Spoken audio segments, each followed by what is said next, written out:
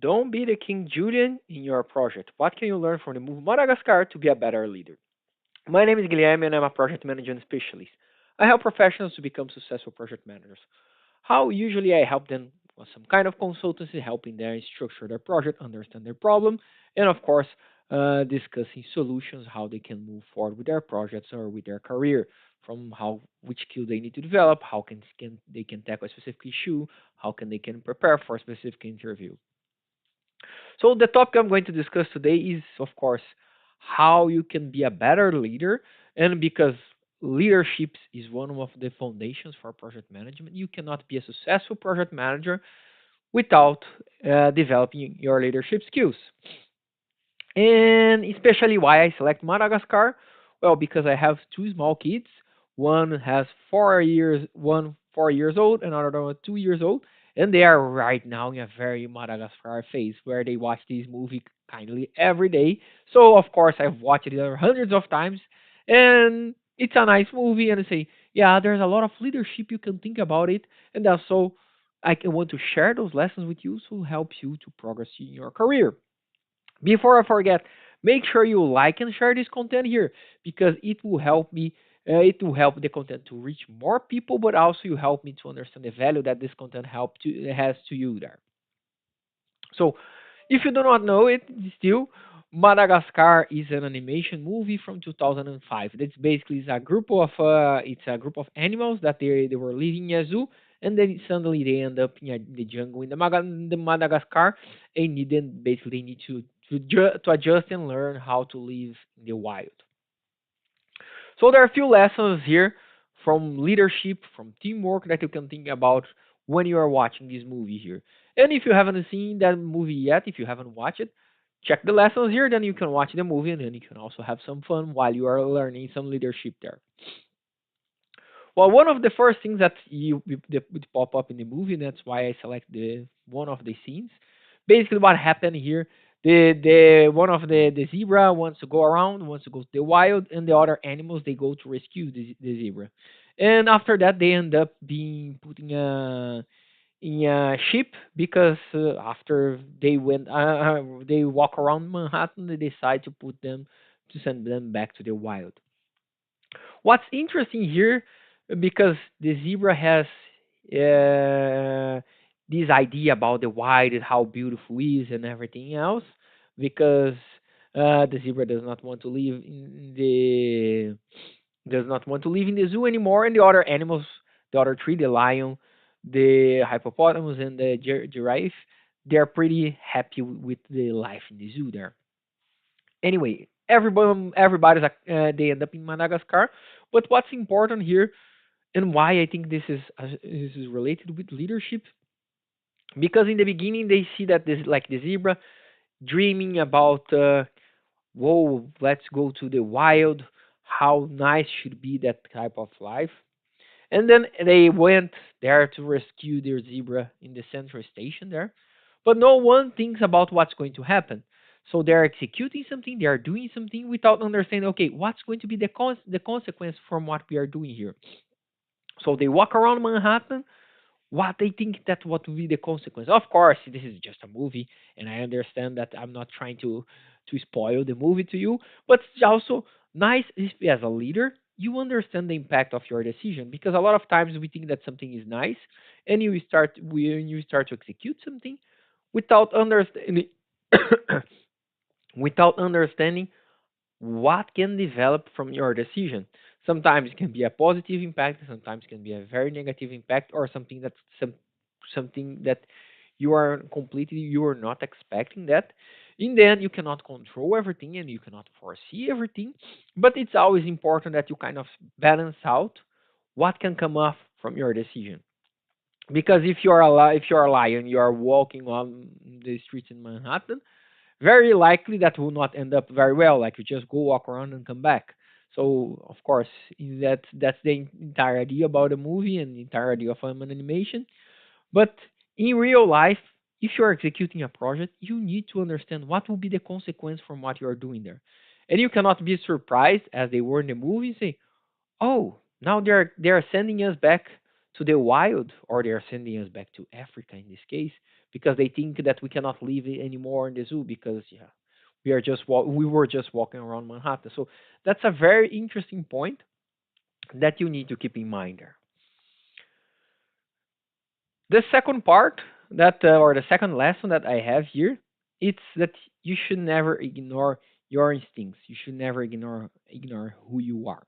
If you haven't seen the movie, basically Alex the lion, they are in the wild in Madagascar, so he was used to be fed with steaks in the zoo. Of course, he's a lion, right? What do you expect? But then suddenly he's in the wild, and he has been there for a couple of days without eating anything else. Because while all the other animals, the zebra and everyone else, they can eat vegetable, fruits, or something else. Alex is a lion, so he needs meat. And he starts to try to ignore his instincts. Oh no, I'm not saying. Until he goes to the point that he starts to see everybody around him as a piece of steak, as you can see here in the other picture. And suddenly he jumps on his best friend and he bites him. So it's very important that you, as a project manager, first of all, you don't try to be someone that you are not.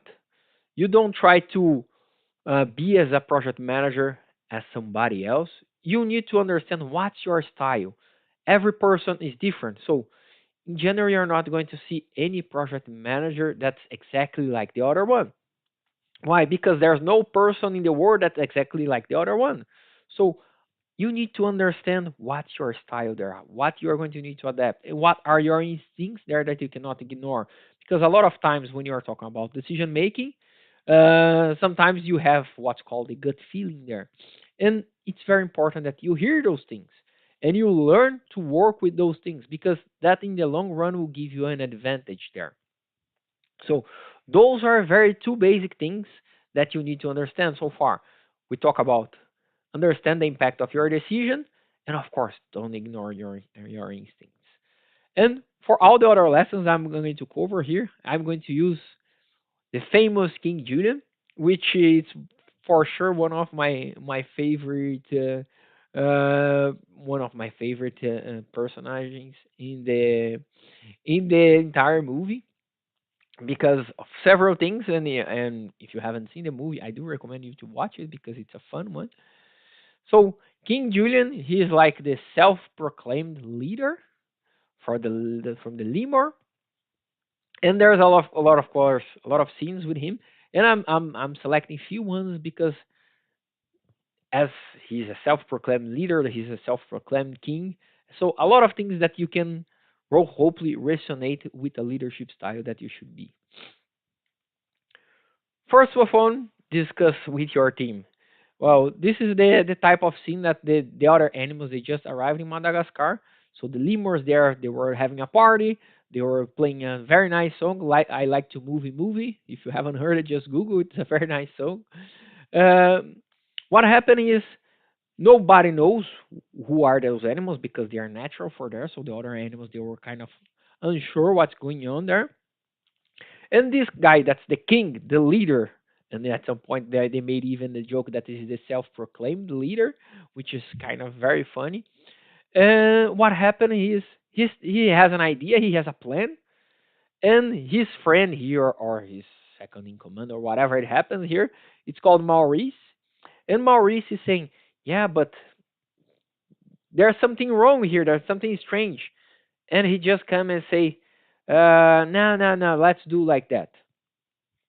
So, whatever you're facing to your project, it's very important that you don't act like the King Julian or you don't act like as a king. And you just say, discuss the decisions with your team. Because if you're working a type of project with a multidisciplinary team, each person in your team, they are the specialist in their own field.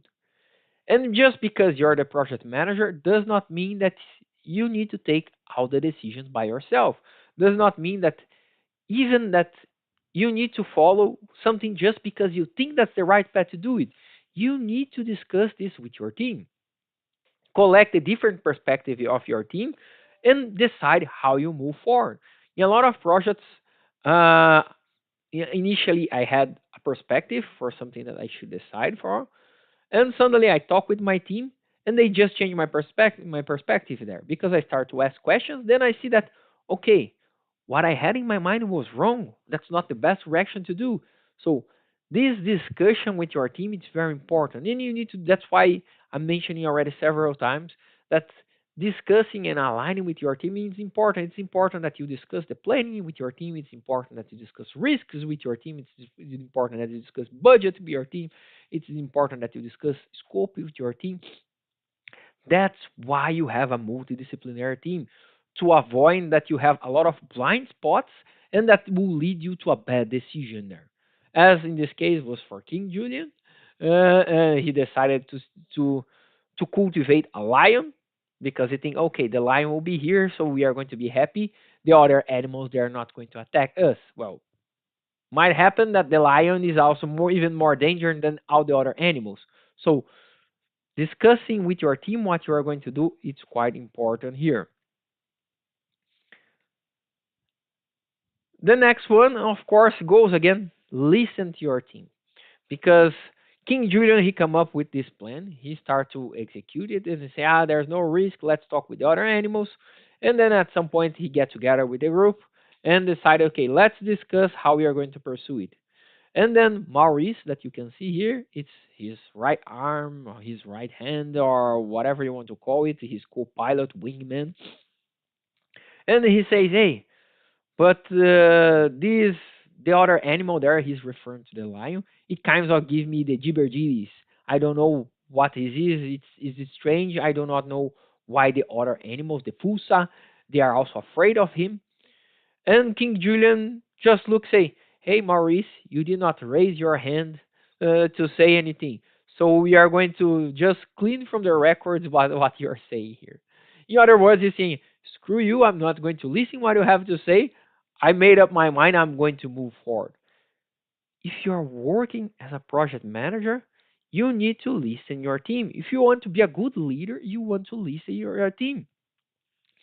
Why? Because if you put something to be discussed, as I mentioned here, that you need to have those discussions with your team, because like planning is a team effort, risk management is a team effort, executing the project is a team effort. What happens if you don't listen? The people at some point they're not going to participate in the discussions, even though if you invite them for doing that. So it's important, of course, that you kind of foster those discussions with your team for alignment, to understand risk, to understand challenges. But also, it's important to listen what they're telling you. Very common case that I see from different project managers that someone tells them that cannot be done, and they explain the reason, and they just ignore it and they move forward. And I'm not saying just because sometimes you get as a no, you just should accept it, forget about it. No, it's important if someone saying that cannot be done, you ask questions, you understand the reason, and you look for an alternative. But that's also part of the listening of your team there. It's like kind of you're taking a cab or a taxi, and suddenly the road is blocked there, and you just tell the taxi, "No, I want to go to the blocked road." But the taxi driver tells you, "But it's I cannot, it's blocked." And you say, "I don't care. I'm the leader here. I'm the customer here. I want you to go with that." That does not work. So it's very important that in those discussions you have the proper interaction from your team there. So this is very important that you need to do there. Keep that in mind that you need to listen to your team. It's not just putting people in a room and ask them to say stuff if you're not processing what they're saying. And that's one of the and I think that's one of the worst kind of project managers, which I also had contact with those people even before I was a project manager myself, before I was promoted for a project management position, is the type of project manager that they do not remember anything. Say, "I don't know about this. Yeah, I just told you the last meeting, but I don't know about that. No one tells me that." Well, because probably people are telling you, you're just not listening. So listening is very important in whatever you're doing with your team. The next next lesson is I call it be real. What happened in this scene here? Basically, the lion, Alex the lion, he's just starving, so he starts to go wild. And what happens then? And he starts to roar, and everyone is like, okay, now we are going to have a problem. And then King Julian he comes and say, by the power invested in me by the jungle, I'm banishing you from our lands. And then Alex go wild, and everyone starts running around, and he starts to chase someone to eat. Why I'm saying be real? Because there are also those kinds of project manager that they think they are the ultimate leader. They are the CEO. They are very powerful, which in reality is not even true. And I've seen, for example, a project manager. I've seen he saying, "I want to have a task force assembled for this immediately, and I want those people working 100% of the time until that's solved." Well, you don't have even the power to do that. Like King Julian, by the power, yeah, you are king of what? You cannot do anything against the lion. If the lion wants to stay there, he's going to stay there. As King Julian could do, it's just run. So, as a project manager, be careful in putting yourself in those situations that you are thinking that you are sitting there in the Iron Throne, that you have all this power and you are commanding people to do stuff, but which in reality you don't even have. First of all, you cannot command people to do anything. Even if you're the CEO of the company, there's a chance, depending on what you're saying, that's not going to work. But as a project manager, if you are working a matrix organization, what kind of power, what kind of leverage that you think you can go say, I want a task force assembled right now, I want those people working 100% of their time. You don't even know if that project is the priority among the other projects that they are working on.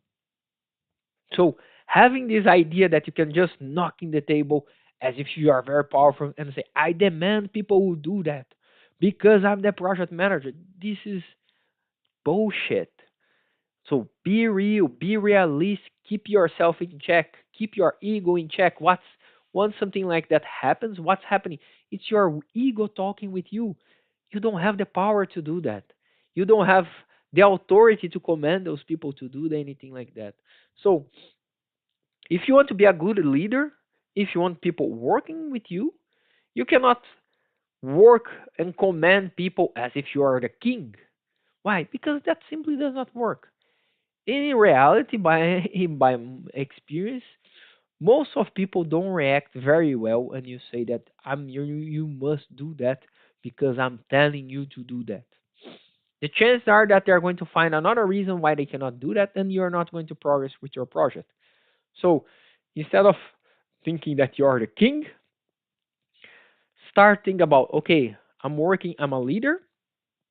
How do I influence those people to move into the right direction? So again, discuss with your team, listen what they have to say. What challenges they have? How can you help them? For example, a very simple example that I had in the past, someone had a big list of things to do because he was involved in a lot of initiatives and he was like, yeah, I don't have time to do that. So I asked the question, okay, if it's the priority that we need to settle for that, if I discuss with management to get the right priority for you, does it help? And he said, yes, because that's my first priority, I can put everything else on hold. And because it was a very critical project for the company, I get I discussed with the management, we got support, and I say that's the priority number one for him. Everything else was on hold. Then we can work together. But if I would come to him and say, I command you to do that, I want you to working with a task force to solve all those issues right now, he'll just laugh in my face and will not do anything.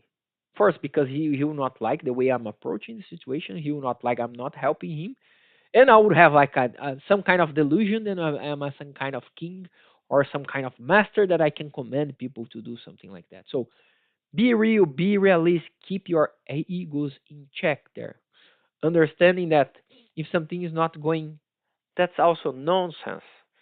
It's very easy to tell people what to do, to say that you can do it something faster without really understanding what needs to be done there. So be very careful with that. And then, of course, the last thing that I have here: don't be the King Julian in your own team, because all those teams, they have those people that they think they are very powerful, they command. All companies have those people there, and if you want my perspective, most of those people are jerk. No one likes to work with them, or most of people don't like to work with them. Most of people don't react well when they say those kinds of things, and when they try to push it, like King Julian, he come up with this plan. Someone said, "Oh, but let's see what's the situation before we jump on that." And he answers, "Bullshit, nonsense, Maurice. Let's go and do it."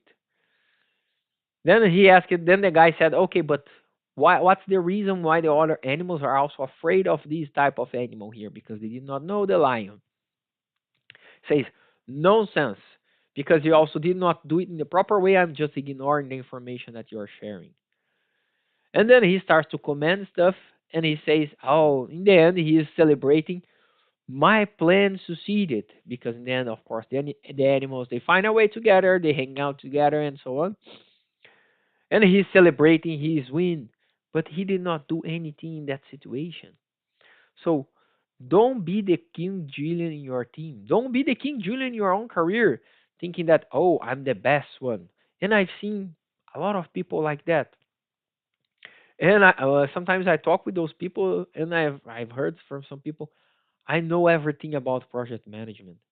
I'm the best one in what I do." And I've seen people saying that, "I'm the best one. I need to be a manager." Yeah, what evidence that you have to support here your theory? It's very important that we keep ourselves and our egos in check. Because although you can be the best one in something, it's important that you don't have only your vision. Because we everyone has, all of us, we have an ego. And a lot of times, our ego will create a lot of blind spots for us. For example, people that they want to be promoted because they think they are the best one. Yeah, but you do not deliver even your project on time. You have a lot of problems in your project. You are not putting the work to show the value that you can bring for the organization. So how can you think that you are the best one if you have a lot of problems there? You have problems with team members, you have problems with your project, you have problems communicating your problems. So why? But I'm thinking I'm the best one. So be careful with that. Don't be the King Julian in your own team. Don't be the kind of needy person that needs to always be right, that needs to be sitting in a superior position. No one is better than anyone. Of course, you can have different levels of knowledge in the team, different levels of maturity in the team, that in the end can give you a best type of knowledge, or that's a best type of view to decide something about specific area, or to decide something about the project. But if you're working a project, you don't need to be the best one in everything that you're doing there. You just need to understand that if you work into a proper way with your team, that will help you to deliver the project. So your job as a leader, as a project manager, is not tell people what to do. Your job as a project manager is trying to get the best of people. To be a good leader is to get the best of people. How this person here can bring the best to the team. How this person here can better contribute for the project. And when I'm saying that there's nothing is going to be perfect, you have all levels of maturity in different types of projects that you are working on.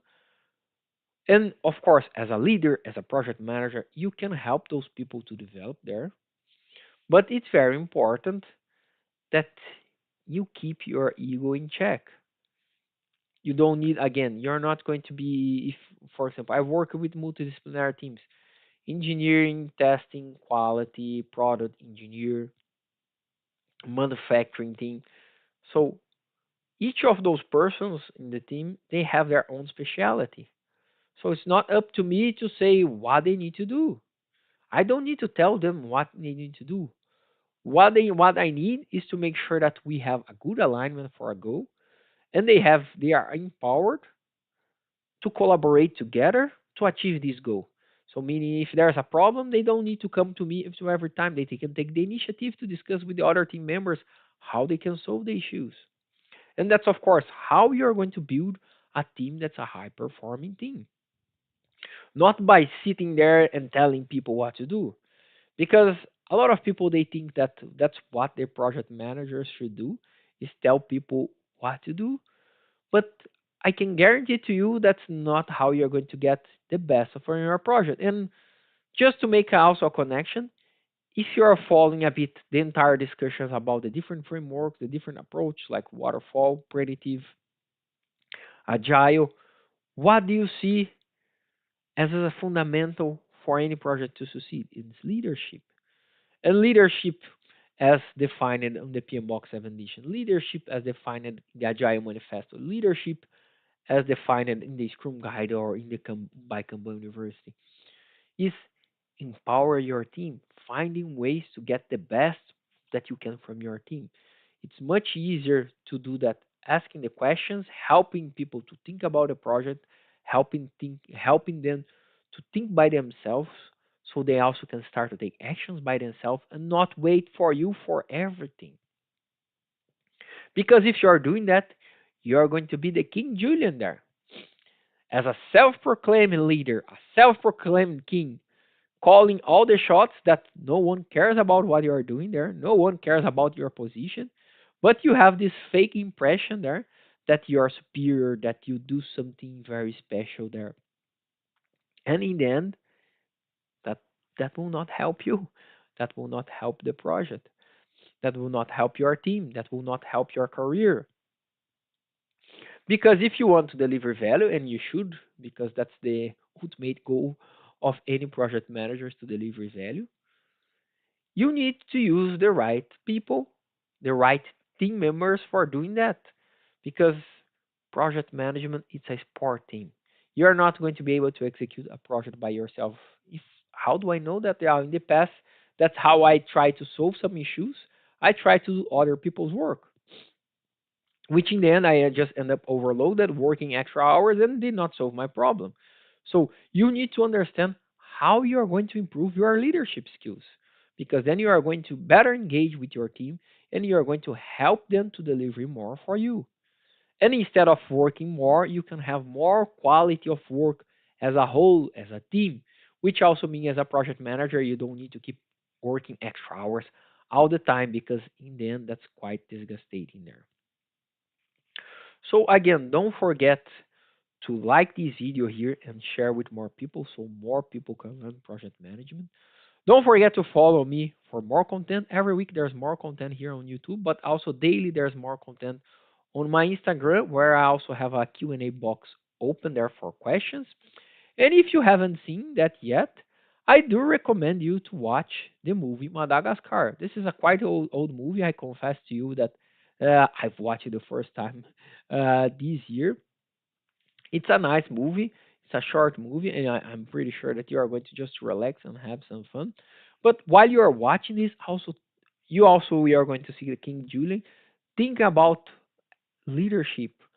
How do you reflect your leadership if you are comparing yourself with King Julien? And of course, that helps you to gain more insights about yourself. If you have not done yet, because we are talking about leadership, I do recommend you that you do a personality test. You can do just Google it, DISC, DISC, DISC personality test free. You can have free versions. That's enough for you to start. So you can start to learn a bit more about your personality and how you can develop your leadership there. Thank you very much. I hope you like the content, and I hope I'm going to see you soon. Thank you. Bye.